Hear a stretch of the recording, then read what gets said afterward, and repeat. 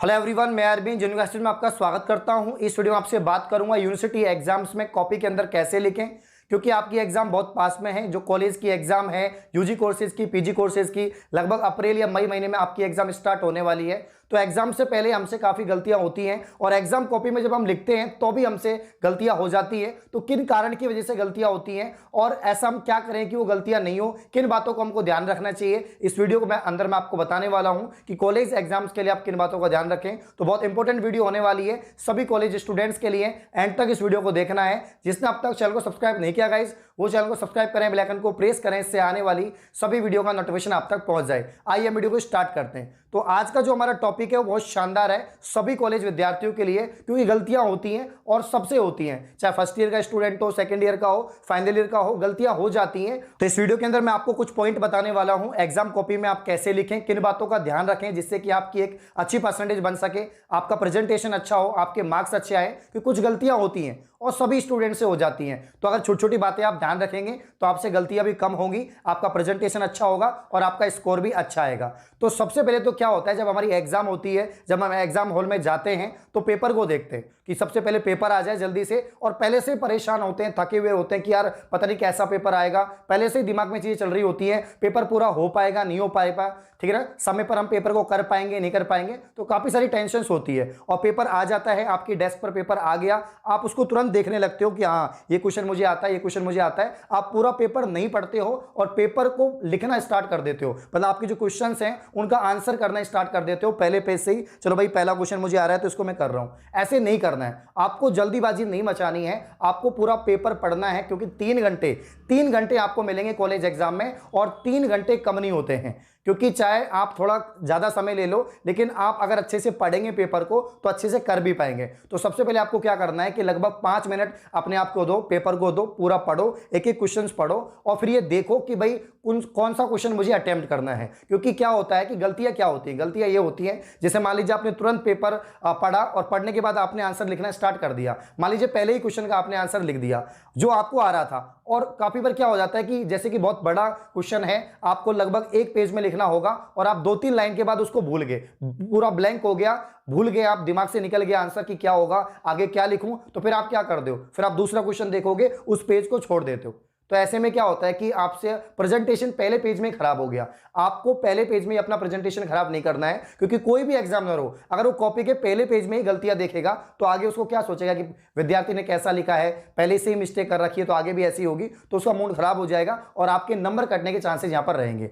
तो आपको कोशिश करनी है कि 5 मिनट आप दो, पेपर को पूरा पढ़ो अच्छे से। जो सबसे अच्छा क्वेश्चन आपका आ रहा है, चाहे वो कोई सी भी यूनिट का हो, चाहे वो कोई सी भी यूनिट का क्वेश्चन हो, चाहे पहली का हो, दूसरी का हो, तीसरी का हो, जिस यूनिट का क्वेश्चन आपको सबसे पहले आ रहा है, आपको क्या करना है, ब्लैक पेन लेना है, हेडिंग लगानी है कि यूनिट आप सेकंड का क्वेश्चन कर रहे हैं। तो मान लीजिए आपने यहां पर जो है, ये आपकी कॉपी का पेज है और इस कॉपी के पेज पर आपने यहां पर ऊपर ही ऊपर लिख दिया यूनिट सेकंड, यहां पर आपने यूनिट सेकंड लिख दिया, या सेक्शन है तो सेक्शन लिख देना। यूनिट सेकंड लिखने के बाद में आपको क्वेश्चन नंबर लिखना होगा कि ये क्वेश्चन नंबर मैं 2 कर रहा हूं या 3 कर रहा हूं, इस लाइन को छोड़ दो। फिर यहां पर लिखो आंसर नंबर, अब आंसर नंबर 2, अब यहां से लिखना स्टार्ट करो, ठीक है। और पूरे को पॉइंट वाइज आपको लिखना है, आप अच्छे से उसको एक्सप्लेन करके लिखो। मान लीजिए आपका जो एक क्वेश्चन आता है वो 3-4 टुकड़ों में आता है, उसके आंसर्स भी और उसके मार्क्स भी आपको 3-4 टुकड़ों में ही डिवाइडेड रहते हैं। तो मान लीजिए कोई भी क्वेश्चन आपसे पूछा कि भाई बताइए डेफिनेशन क्या होगी, उसके प्रकार क्या होंगे, या उसका नामांकित चित्र बनाइए, या विशेषता बताइए, तो बहुत सारे टुकड़ों में होता है। और क्वेश्चन जब दिया होता है तो उसके जो मार्क्स होते हैं 2+, 3+4 ऐसे दिए हुए होते हैं। मान लीजिए आपने पहला पॉइंट लिखा तो उसके आंसर में आपको 2 नंबर मिल गए, दूसरा पॉइंट आपने लिखा तो आपको 3 नंबर मिल गए, यानी जितना आप लिखेंगे उतने ही मार्क्स आपको मिलेंगे। तो आपको लिखना अच्छे से है, ऐसे नहीं आपने पूरा पैराग्राफ छाप दिया, अब पता ही नहीं चल रहा डेफिनेशन कौन सी है, प्रकार कौन से हैं, या विशेषता कौन सी है, पूरा मिक्स हो गया। मिक्स नहीं करना है। कॉपी आपको मिल जाएगी, काफी बड़ी कॉपी होती है, बहुत सारे पेज होते हैं, पूरे हम भर भी नहीं पाते हैं, ठीक है ना। तो कॉपी तो बहुत बड़ी है, कॉपी का कोई समस्या नहीं है। आपको शांति से आराम से क्वेश्चन को पढ़ो, पढ़ने के बाद फिर उसका आंसर स्टार्ट करना है। अच्छे से हेडिंग लगाओ ब्लैक पेन से। उसके बाद में जैसे मान लीजिए डेफिनेशन है कि भाई टिश्यू किसे कहते हैं, उत्तक किसे कहते हैं, तो उत्तक किसे कहते हैं, तो सबसे पहले लिखो उत्तक की परिभाषा, ठीक है ना। उत्तक की परिभाषा ये आपने लिखा ऐसे, उत्तक की परिभाषा आपने लिखा, और यहां पर नीचे ब्लैक पेन से 2 लाइन आप ऐसे निकाल दो, मतलब अंडरलाइन कर दो। उसके बाद में यहां से आप लिखना स्टार्ट करो, जैसे कि हम बचपन में नोट्स बनाते थे या अभी भी आप नोट्स बनाते हो, तो वैसे ही आपको लिखना है वहां पर। फिर अच्छे से पूरी डेफिनेशन लिखो, डेफिनेशन आपने लिख दी, उसके बाद में एक या दो लाइन का आप गैप छोड़ो, उसके बाद में आपको क्या लिखना है, उसके प्रकार लिखने हैं, फिर उसकी विशेषता लिखनी है।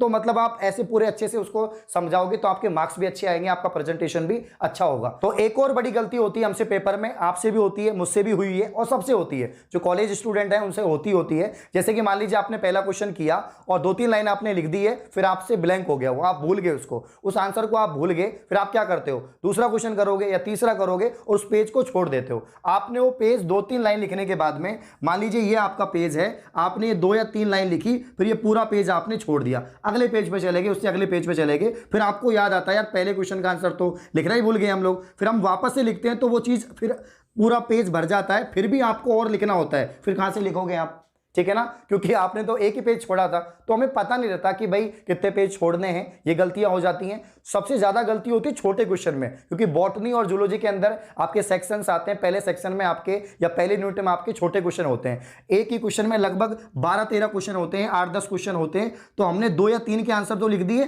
फिर आप क्या करोगे, पेज छोड़ दोगे, फिर बाद में भूल जाते हो, फिर उनको कहां लिखोगे आप, लास्ट में लिखोगे फिर। तो ऐसी काफी गलतियां होती हैं जल्दबाजी में, ये गलतियां सिर्फ जल्दबाजी में होती हैं, पेपर को पूरा नहीं पढ़ने पर होती हैं। क्योंकि पेपर को अगर आपने पूरा पढ़ा है और आप अच्छे से पढ़ के गए हो तो आप 3-4 यूनिट तो आपको अच्छे से आती होंगी, उनके एक एक क्वेश्चन ही आपको करने, कंप्लीट नहीं करने, क्योंकि आप सभी को पता है बीएससी के अंदर या बीए के अंदर सबके अंदर आपको एक ही क्वेश्चन करना है एक यूनिट में से, और जब एक यूनिट में से एक ही क्वेश्चन करना है तो उसको अच्छे से आपको लिखना होगा। तो जो आपके वन लाइनर वाले आंसर्स हैं, जो आपके छोटे क्वेश्चन है, जो 1-1 नंबर के या 2-2 नंबर के होते हैं, कोशिश करो उस यूनिट को या उस क्वेश्चन को आप एंड में करो।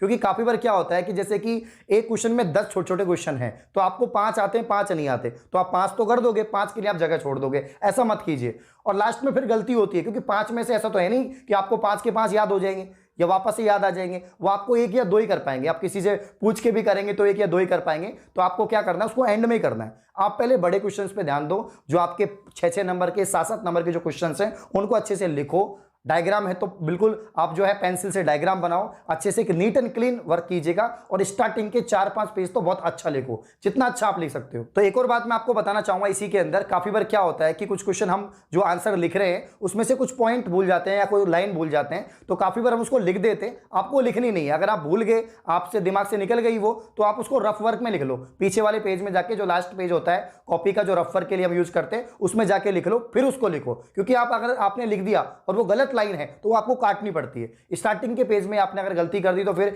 इंपैक्ट अच्छा नहीं पड़ेगा एग्जामिनर के ऊपर, ठीक है ना, तो आपके मार्क्स कटने के यहां पर चांस बढ़ जाते हैं। तो आपको रफर करना है पहले, रफर के लिए पीछे वाले 1 या 2 पेज आप यूज कर सकते हो। तो जितनी भी यूनिवर्सिटीज एग्जाम होती हैं, यूजी कोर्सेज की, पीजी कोर्सेज की, उन सभी का गेम यही है, आप सभी को पता है, जितना अच्छा आप लिखोगे, जितने अच्छे से आप काम करोगे, उतने अच्छे ही आपको मार्क्स मिलने वाले हैं। बच्चे बहुत इंटेलिजेंट होते हैं, काफी ज्यादा उनके 12th में मार्क्स होते हैं, लेकिन फर्स्ट ईयर में, सेकंड ईयर में परसेंटेज बहुत कम बनती है। ये बच्चे कहते हैं सर हमारी तो बहुत कम परसेंटेज बनी है, क्योंकि मेन जो मेथड है, जो यहां पर राजस्थान यूनिवर्सिटी के अंदर मार्क्स लाने का जो तरीका है, वो है अच्छा लिखना। आपका जितना अच्छा प्रेजेंटेशन होगा, जितना अच्छा आप इंपैक्ट डालेंगे एग्जामिनर के ऊपर, उतने ही अच्छे आपके मार्क्स आएंगे। तो आपको स्टार्टिंग के पेज में ध्यान देना है, अच्छे से आंसर लिखना है और जल्दबाजी नहीं करनी है, घबराना नहीं है, ठीक है ना। आप अदर पेन का यूज कर सकते हो, ब्लू पेन के अलावा आप जो है ब्लैक पेन का यूज कर सकते हो हेडिंग के लिए, ठीक है ना। इसके अलावा अगर आप भूल जाते हैं तो आप उन क्वेश्चन को लास्ट में करो, ठीक है ना। आपको लग रहा है कि यार इसमें तो मुझे आधा आ रहा है, आधा नहीं आ रहा है, तो उसको आपको एंड में करना है। जो आपको अच्छे से आ रहा है उसको आपको पहले करना है। ये कुछ बातें छोटी छोटी बातें, ज्यादा